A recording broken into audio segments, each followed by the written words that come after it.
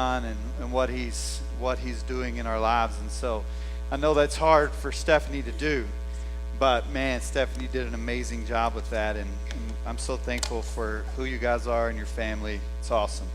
It is an awesome thing what's going on in here. And so we're going to give these guys a minute to make their way out of here, and then I had to bring the big table up today because I got a lot of stuff that I got to lay out, and I'm going to be here for a long time. No, I'm just playing. I did just, there is a reason for doing all this, and I know that most of you know that today is a spiritual journey day. And I'm hoping and believing that you brought your spiritual journey cards with you, and that you have one of these and that you filled it out. If you didn't grab one, if you don't have one of these, there's one in your bulletin if you got a bulletin, and also there's some extras. And so I'm wanting every one of you to have your own card, one of these cards. And so I know we have some extras somewhere. Matt, I don't know where they are, don't we? Or no? They got passed out. Oh, there's a few. We'll just pass them around. So if you didn't get one of these, be disruptive for a minute. Get one of these, because I really, really, really want you to have one of these. And then you can decide what you're going to do with it. This day, we said a while ago that this is a really important day. I really believe that. I really think that this is one of the most important days that we've ever had, because we're going to go into this spiritual journey to ask God what is our part of this vision that God has called us to. This vision, your heart, our story. I cannot communicate this enough to you to say, the river, please hear me, the river will never develop its story without your heart.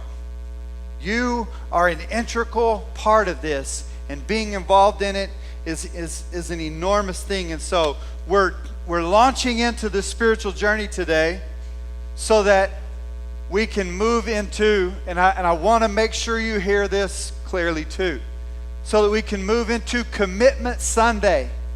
Commitment Sunday, we will end that service a lot like we're going to end today's service. And the way that we're going to end today's service is by you taking that spiritual journey card, and at the end of the service, when we get ready to close out, I'm going to have you move just section by section. And so this whole section in that back, and then that section in that back will be the last ones. We're going to go this way. And what I'm going to ask you to do at the end of the service is to bring this card, and we're going to go one section at a time, and to go over there, because we've been talking about this. Crossing over. Hey, here's the deal. You're going to have to decide during this message if you believe this vision is what God has called us to. And if you believe it's what God has called us to, and you believe you're a part of it, then we're going to hear Jesus say to us, hey, we're going to the other side. And that's why we're crossing over. And it is this place of going, I may have, like Stephanie was saying in that video, I may have been a spectator before, but today I'm crossing over, and I'm going to become a participant in what God is doing. And so we're going to close it out by actually bringing our spiritual journey cards up and setting it in this bucket that will be up here on the table, and then walking off that way. If you can't make it up onto the stage, hey, not for those Stephanie used to be a sissy and now she's really tough. This isn't for you if you just don't want to go across the stage. Come across the stage. But if you can't, then that's what this is for. We want you to go around that way, come this way, and you're going to set your card, set it with your personal information down right there on the edge, and then go out, and we'll put them all in the same bucket. But we're closing out this service that way. Please make sure you're following me. To launch us into a 3-week period of time where we're going to fast, we're going to meet, we're going to pray, we're going to agree, We're going to get a bracelet every day, or you're going to get a bracelet that you can look at every day to remind yourself that it's time to pray. 5:55, we're going to agree together. We're going to pray. Hey, we're going to fast as a church and ask God what He'll do with this. And you're going to be asking Him, what's my part? What do you want me to do? And then on the 24th, when we come back, we'll fill out a commitment card. We'll do the same thing with our commitment cards. And on that day, the 24th, we're going to fill out a commitment card to what we believe God has called us to commit to for the next 2 years. And we also that day will take up our first fruits offering. That day, we will take up a first fruits offering. And so maybe you believe God is calling you to be a part of this commitment for a 2-year period of time. And you bring your card up and you're saying, hey, this is what I'm committing to over and above my tithe. This is what I'm committing to for the next 2 years. Maybe, hey, no stones to throw at anybody. Maybe you didn't tithe. And maybe you're going, hey, this is what I'm committing to. I'm committing to during this season, I'm going to start tithing. I'm going to start. You bring that then, but you also may be going, the Lord may stir you and say, hey, I want you to use X amount of dollars as the first fruits offering to launch us into this. And that also we will collect that day on the 24th. So we want you to be using these 3 weeks to be asking God, what do you want me to do as a first fruits? God, what do you want me to do as a 2-year commitment? Do not do it because a person told you to, but hear what God said. And we're going to see it's going to be a powerful thing. And so today is spiritual journey time. While I'm preaching, I hope that you will be filling this out as I filled out mine, because these cards are vitally important. I put my name on it. I put my phone number. I put my email address. And then listen to this. And then I signed this saying, God, I'm committing this to you.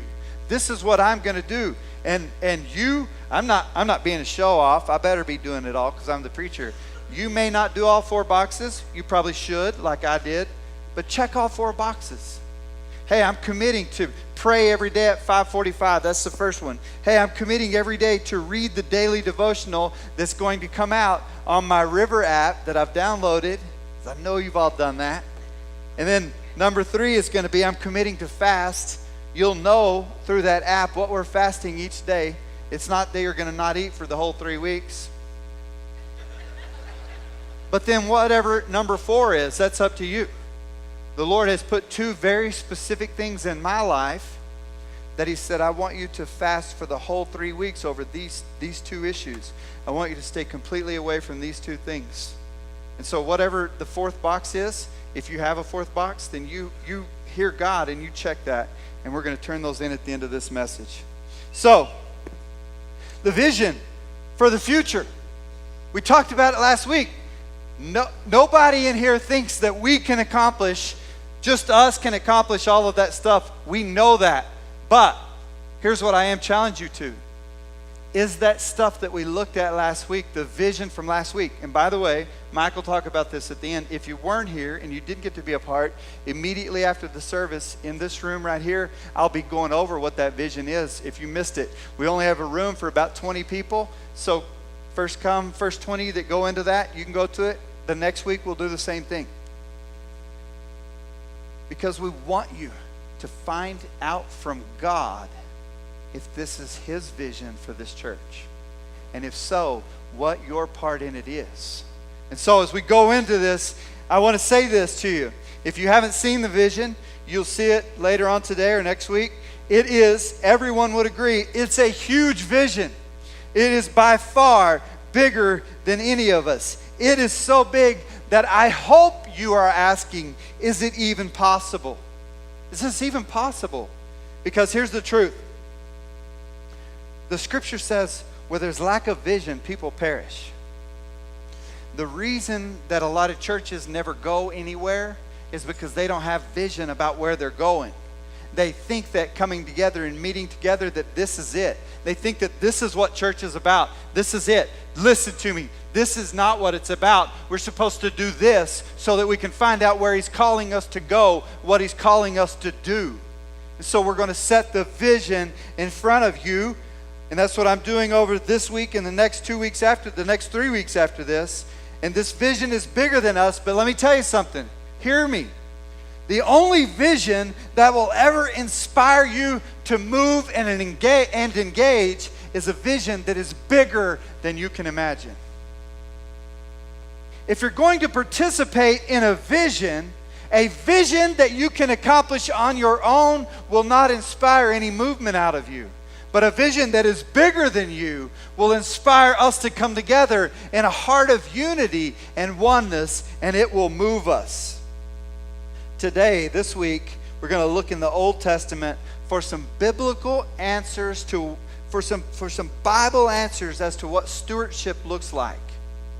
And next week, I'm going to show you those very same answers in the New Testament. We're going to answer today the question, what does biblical stewardship look like? And here's the thing. These are in your notes if you have the handy app. If you don't, you should have, because these are important notes, and you shouldn't miss them. Here's the 4 things that we're going to see over the next few weeks. And man, if you don't have that, don't write it on your spiritual journey card, because you're fixing to turn that in. Write it on something else that you can keep. But catch these 4 things. These are what we are going to see over the next 4 weeks, starting today. God owns it all. He lets us use it. And He expects us to know that it's His. Psalms 24:1 says, "The earth is the Lord's and all its fullness, the world and those who dwell therein." Everything in the world and everyone on the world is God's. That house that you think you own, you don't. He does. Those cars that you drove here, He owns all of it. It all came from Him. It's all His. And that's what biblical stewardship, the first step of that is recognizing it's all yours, God. It's all yours. He owns it all. Number 2, He wants us to trust Him with what He has given us. Number 1, God owns it all. Number 2, He wants us to trust Him with what He has given us. Number 3, the way He tests our trust of Him is through how we steward things. I want to say that again to you because I want you to understand that. The way that God tests us is to see how we steward what He gives us. If it's all His, and it is, maybe you've been under the deception that you own some of it. You don't. He does. If it's all His, the only way He can test us is to see how we steward what He gives us. And then number 4, our stewardship, and please don't miss this one. Please catch this. Our stewardship shows Him what our faith is placed in.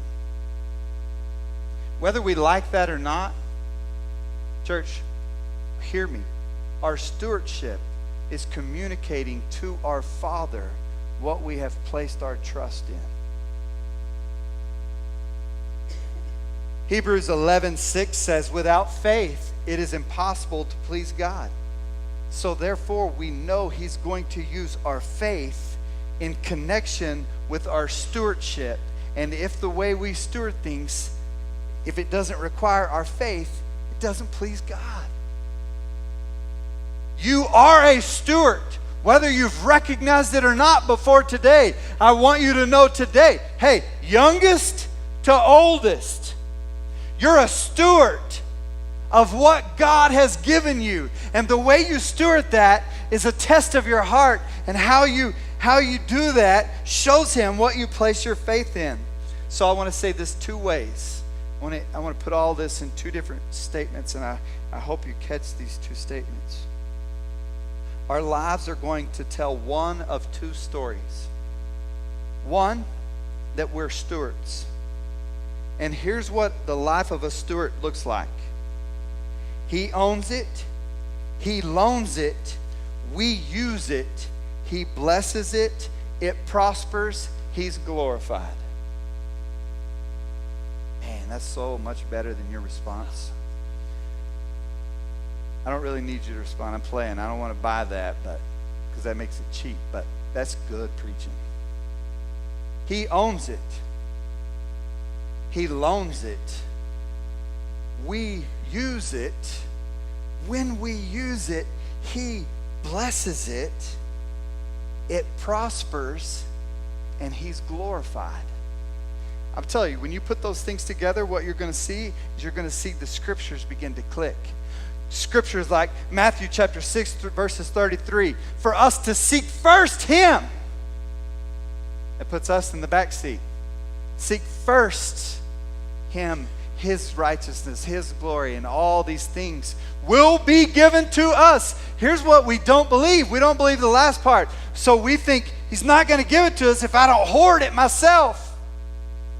The way the kingdom works is the more we give it to Him, the more He's able to release to us. Why? Because that's what causes Him to get glory. That's why what Pastor Nate did to start this service off was so important. If you don't hold the hand of someone that you love and have something tangible in your hand that you can go, God, I'm thankful for this. I'm thankful for this bride you gave me. I'm thankful for these kids. God, I have to worship you. I'm so in awe of what you've given me. God, you gave me a wife that's worth far more than I could ever imagine. And what does that do? That requires a response in me to be overwhelmed, to go, thank you, God. And in that, He's glorified. Church, He's a giving God. Why is He a giving God? Because He receives glory when you steward it right.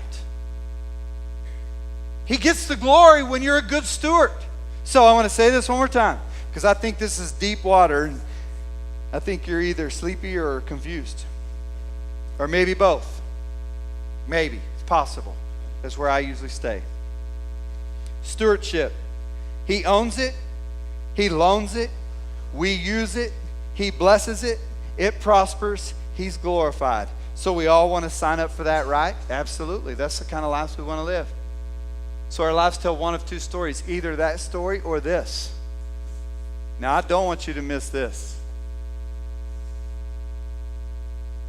Either our life tells the story of a steward, or our life tells the story of what we interpret as ownership. Watch how that works. Ownership. Watch this. He owns it. We steal it. No blessing, no prospering, no glory. He owns it. We steal it. There's no blessing. There's no prospering. And for Him, there's no glory.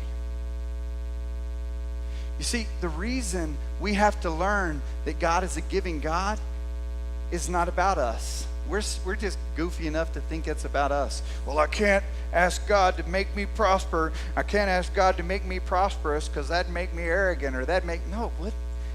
When you prosper by what He gives you, He gets glory in that. Not you. You don't get glory. As long as you get the glory, you still think you're the owner. And as soon as you think you're the owner, His blessing goes, He just sucks it right off of it. Because He's the owner and you're not. And when we come into a picture of what biblical stewardship looks like, I'm teaching you something that I hope you're learning. When we come into an understanding of what biblical stewardship looks like, it unlocks the ability for us to be able to accomplish vision that is bigger than we can imagine. Why? Because God gets the glory in it. And I don't know if you understand this or not, but God is a jealous God. God will be glorified whether you try to steal His glory or not. you just get to sign up if you're going to be a part of him receiving glory, or if you're just going to be a spectator and watch his glory pass you by. I want to tell you, you don't have to watch the glory pass you by. There is a way that we can sign up to be good stewards. But the way we do that is by answering this one question. Do I want my life? My life is going to live for one kingdom, one of two kingdoms. My life is going to live for the kingdom of me or for the kingdom of God. It's the only choice I have. If I choose to not be a steward, a good steward of what God has provided me, I've signed up to live my life for the kingdom of me. If I choose to be a steward of what the Lord has provided me, I've signed my life up to be a good steward for the kingdom of God. There's a lot of hard questions you can ask about that. Yeah, but what I do, this is pretty important. This is something that, there's a lot of important things in the kingdom of me. Just ask me, I'll tell you. I promise you. Important things. That's why it's called sacrifice, church. And I want to show you what it looks like. 1 Corinthians chapter 28. In this chapter, we're in, did I say 1 Corinthians? I didn't mean that. 1 Chronicles. We're in the Old Testament. Y'all in being 1 Corinthians, we'll all be confused. 1 Chronicles, way back in the beginning. And I want you to see what's happening in this story. 1 Chronicles chapter 28 and 29, there are offerings being brought in for the building of the temple. Now let me clarify from the beginning, because I don't want you to be confused. We're talking about eventually this phase 1 to get us to phase 2 so that we can build another building. Regardless, if we build another glorious building or we stay in this building, this is not the temple. Nor will that we're trying to build be. This is the building. This is not the temple. Listen to me. This is the temple. You are the temple of the living God. This is Old Testament, so this is before God inhabited, lives inside of his people. So he needed a dwelling place to meet with them. So I'm telling you this to say, do not be confused through all of this teaching. I am not equating what we're doing to building the temple. This temple was needed back then so that God could be with his people. We don't need a building anymore for God to be with us. God goes with me no matter where I go. That's how come, I mean, that's why you can't do things in the church. You can only do things to the church. I'm the temple of God. You're the temple of God. This story is talking about building a building for his temple. Now, I'm going to draw a parallel about what we're doing because I believe this. This is how you answer that question. I believe this is a vision from God for our future. I believe that. And over the next 3 weeks, I'm going to share that with you. And in 3 weeks, I may be the only guy that shows up to this room. But I'm going to keep showing up because I believe this is a vision from God. I believe that. So we're going to look at this. They are taking up offerings for a building to build the temple of God. So you have to, in looking at that, you have to say, do I believe your heart, our story, is a vision for us from God? So let's think about that. And look at 1 Chronicles chapter 28.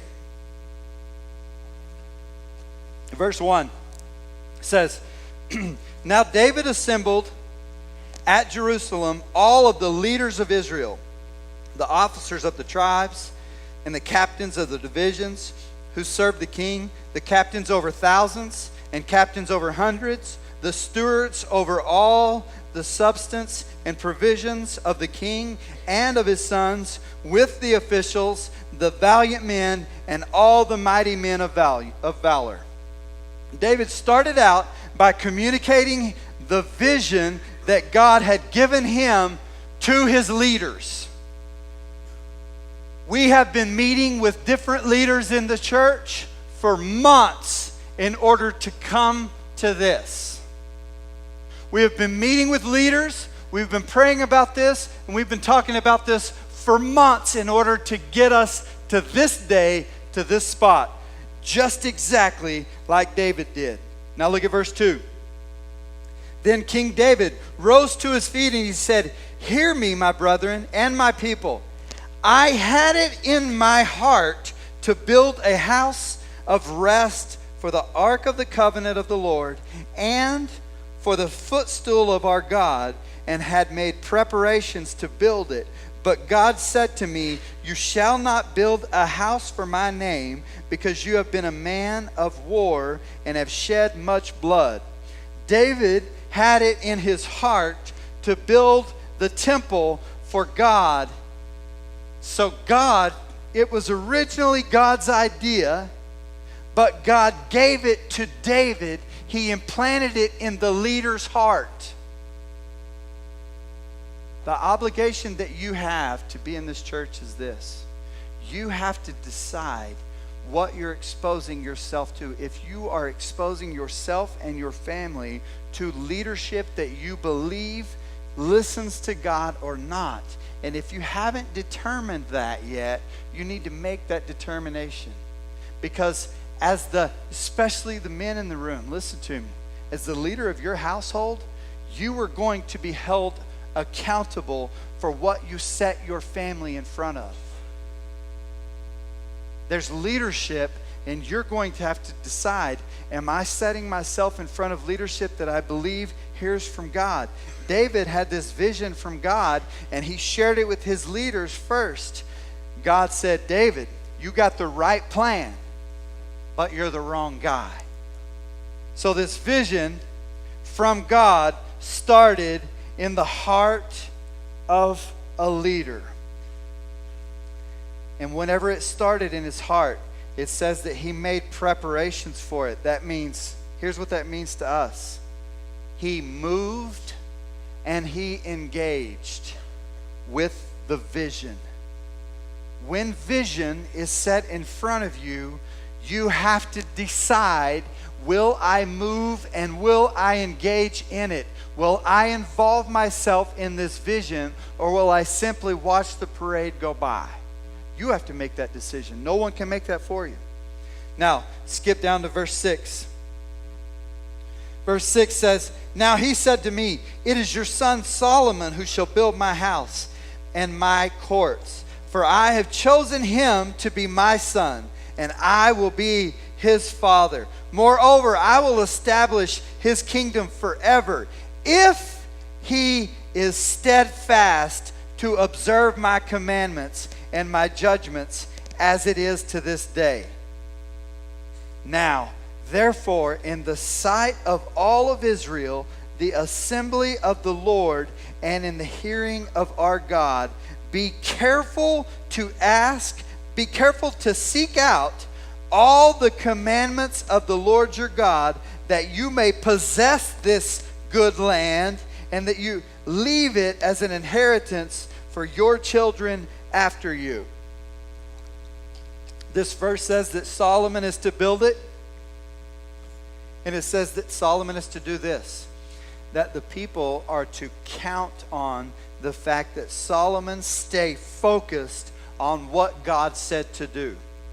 That Solomon has to stay focused. The people that he leads need to stay focused on what they hear God telling them to do through his leadership.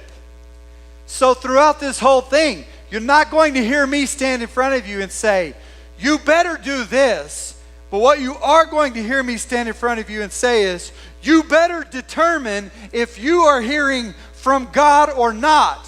Because if you're hearing from God and you stay a part of it, there is something that God is going to expect of you, to not just watch, but to participate in it. And I believe that God has a plan.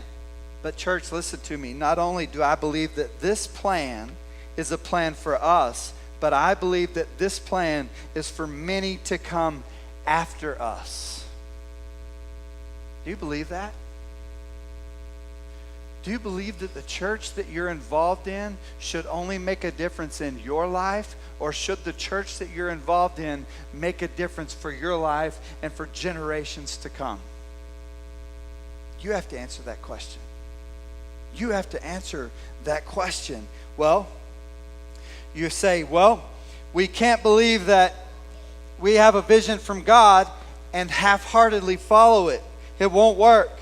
And this vision is bigger than us. And because it's for more than us, it's going to require of us that we all go all in. That's what it's going to require of us. That we all go all in. Look at verse 9. As for you, my son Solomon, know the God of your father and serve him with a loyal heart and with a willing mind. I want to stop and say this to you. You're not going into this time to serve Mark, to serve the elders, to serve the leadership. You better be, if you're part of this, going into this time to serve God. And what should be the way you'll determine that is your willingness to do what he says to do what God says to do. Because if you determine that there is something from God, but then you don't move and engage in it, then you have some real responsibility in front of God as to why you believed it was vision from God, but why you believed that you were just supposed to watch it and not be a part of it. That's the difference between being an owner of your life or being a steward of everything in life that he gives you. You can't say what you are. You can't say if you're a steward or if you're an owner. You show what you are. It's because it involves your actions, church. It involves your actions, what you do. Verse 9, as for you, my son Solomon, know the God of your father and serve him with a loyal heart and with a willing mind. For the Lord searches all hearts and understands all the intent of your thoughts. If you seek him, he will be found by you. But if you forsake him, he will cast you off forever. Consider now, for the Lord has chosen you to build a house for the sanctuary. Be strong and do it. I'm going to ask you as boldly as I've ever asked anybody anything. You determine if God has called you to be here and now for this purpose. You have to determine if God has called you to be a part of this or not. You have to make that decision on what you believe he's called you to do. I believe that he has chosen us right here, right now, today, to start this journey so that as the years come, we build another church, we grow another church so that we together can first and foremost see the massive amount of people around us that do not know who Jesus Christ is as their Savior. First and foremost. Secondly, I believe that God wants to use us to fund all of the things in this vision that he's talked about. I believe God sees all the kids around us that need to be cared for today, and I believe he wants somebody to do it. And I dare you to find somebody other than the church of the living God to do it. Don't you dare say, well, the state will take care of it. I know we have some state workers, and it's not you, but the state stinks at taking care of it. It's our job. It's what he's called us to. Verse 11. Then David said to his son Solomon, the plans for the vestibule, its houses, its treasuries, its upper chambers, its inner chambers, and the place of the mercy seat. David gave these things to Solomon. He gave him these plans, and he said, watch. He said, here's a really good plan that's in place. Now, I need you to do the work. It's a different thing that he's talking about, but here's what I'm saying to you as this church. Hey, I believe there's a really good plan in place, but now it's time to move and engage, and I need you to do the work. Don't do it for me, but if you believe it's what God has called us to do, then you need to evaluate that, and you need to be ready to move and do the work for him. Look at verse 20. And David said to his son Solomon, "Be strong and of good courage, and do it. Do not fear, nor be dismayed. For the Lord God, my God, he will be with you. He will not leave you. He will not forsake you until you have finished the work for the service of the house of the Lord." He will not leave you and he will not forsake you until you finish the work. If you don't believe that these are the things for the work of God, then hey, nobody's going to be mad at you. It's all good, but you're in the wrong place.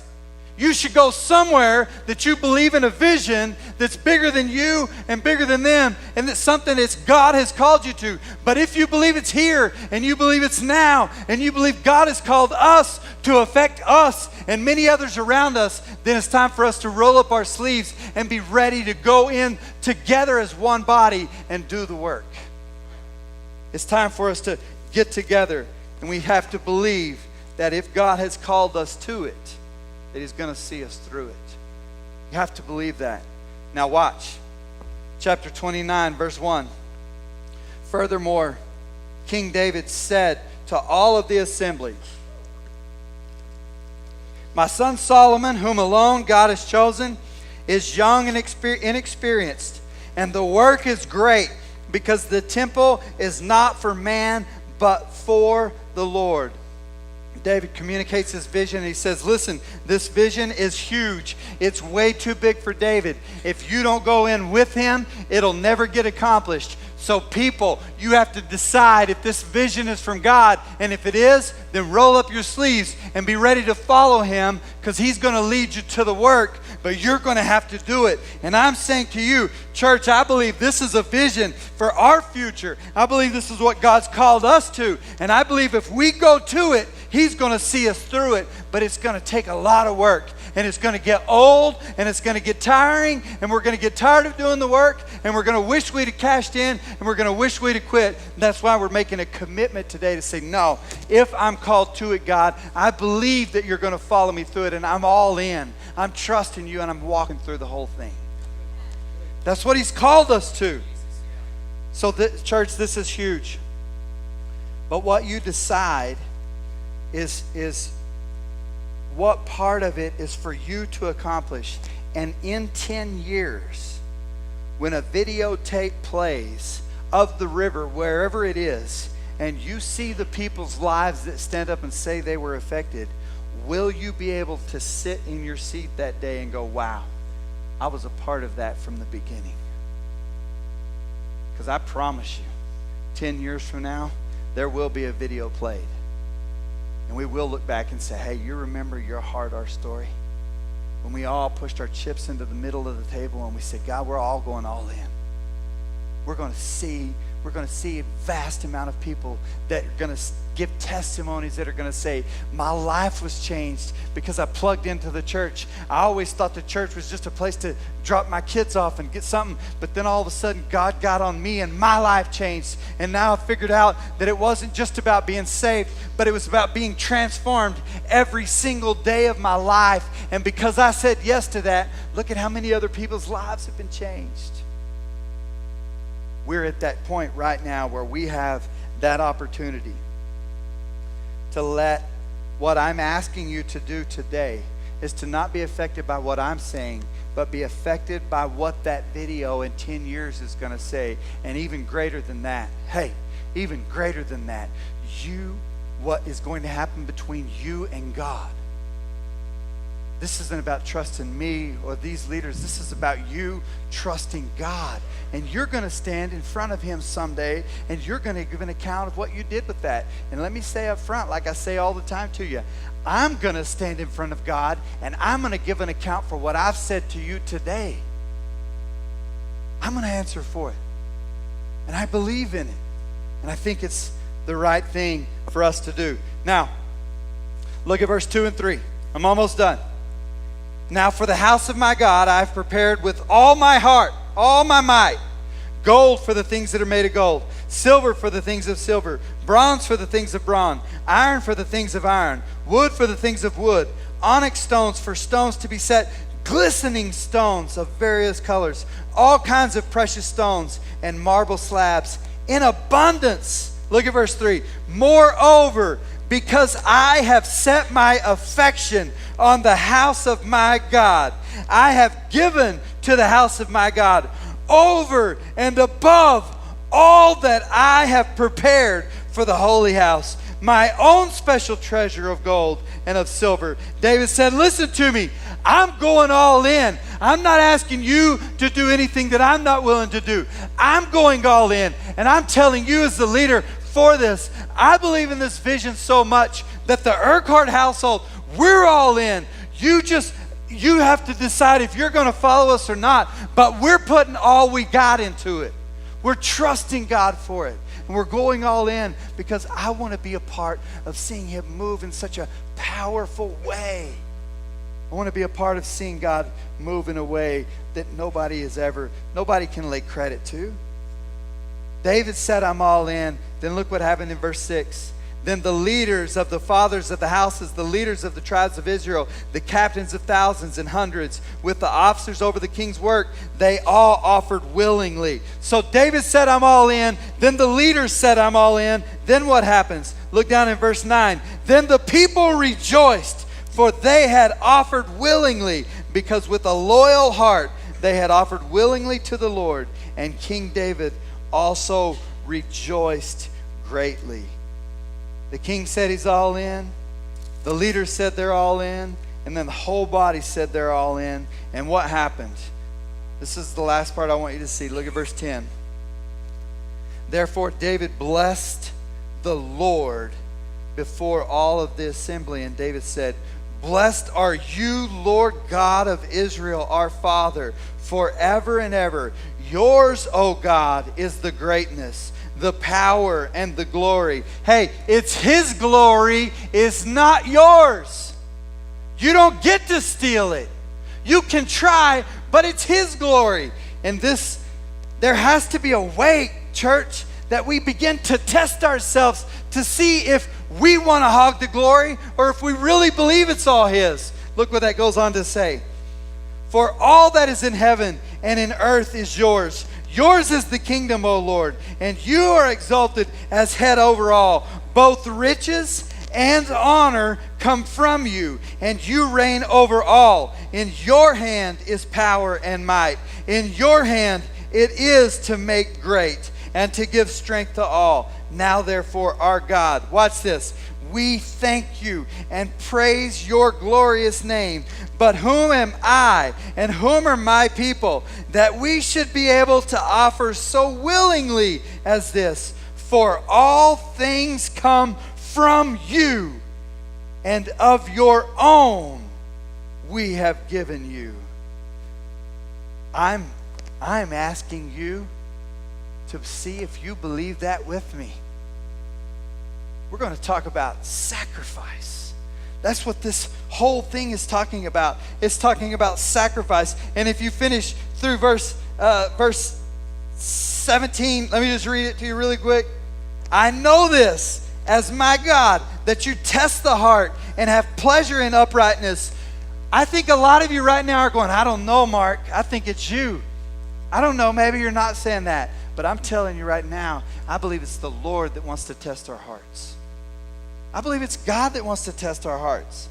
That you test the hearts and have pleasure in uprightness. As for me, in the uprightness of my heart, I have willingly offered all these things, and now with joy I have seen your people who are present here to offer to you, O Lord of Abraham, Isaac, and Israel, and our fathers.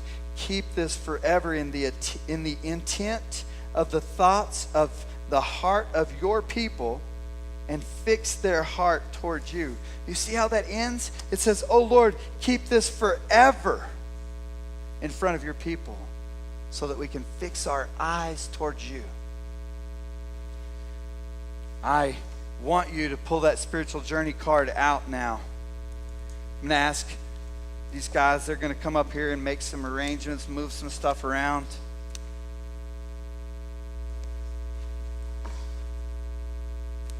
we're going to move into a time now that we're going to determine, hey, here's the deal. You can fill out the card, you can not fill out the card, you can be involved or not. That's between you and God. But we're going to ask you, if you feel like this is from God and this is for you, we're going to ask you to take that card. And again, we're going to move one section at a time. In fact, this whole section, if you guys will go ahead and stand and just line up over there. We're going to ask you to make your way right up here through this line. So just to say, hey, I'm crossing over. I believe in this. I'm crossing over and I'm committing. Lord, I'm committing. Watch.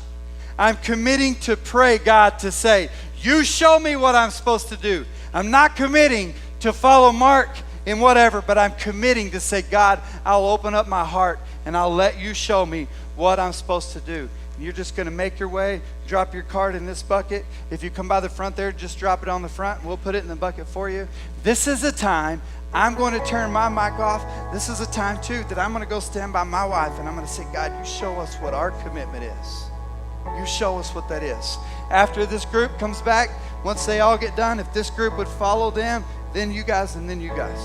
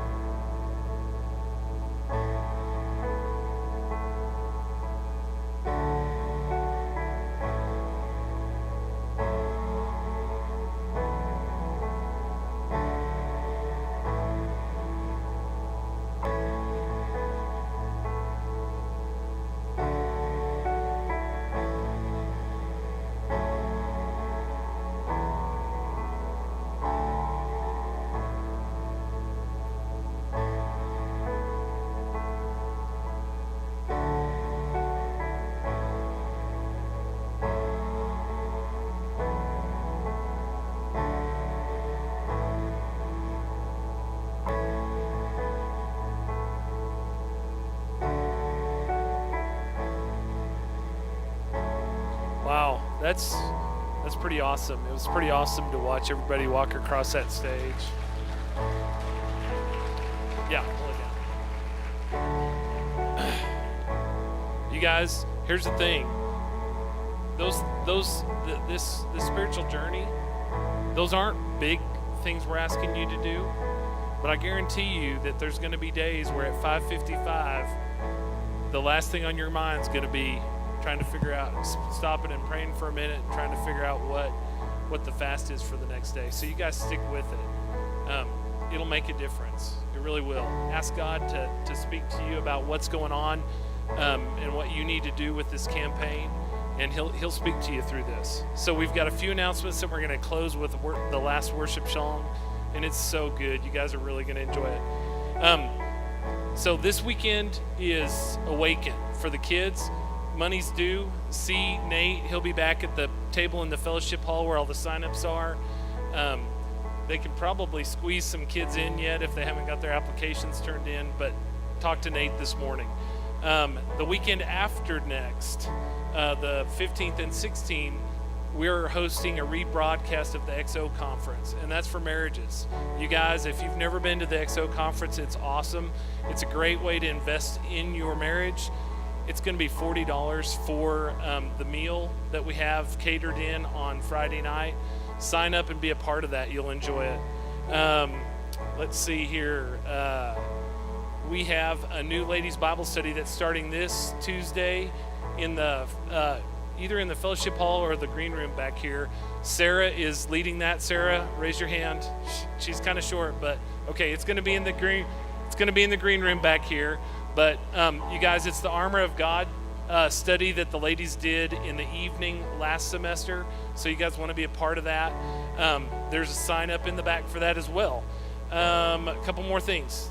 We've got the photo wall for the Your Story, Our Heart, or Your Heart, Our Story in the back. Josh is going to be back there manning it with his camera. Take your families back there and get some photos made so you can commemorate this time that we're in. And then last but not least, after service, like Pastor Mark said, in the green room back here, Spencer's there. We're doing the informational deal on the campaign. If you weren't here last week, you want some more information, it's limited to 20 this week. Go do that. If it fills up, we'll be here next week and do it again, okay? Finally, if you're new here, you're probably a little bit overwhelmed because this isn't our typical Sunday, but we'd like to have record of your visit. Calvin's in the window back there. Raise your hand, Calvin. Go see him, fill out a visitor card. We've got a gift for you guys. Now, this last song is completely amazing, and so I'm going to let the worship team take over. When we're done, y'all are dismissed. Thank y'all. Love ya.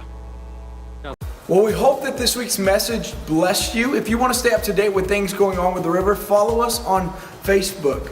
But if this ministry's blessed you and you would like to sow into it, there's a couple ways to do that. One is you could download our River app, which is available on the iTunes Store and the Google Play Store, or you could go to our website, www.theriverpanhandle.com, and give that way.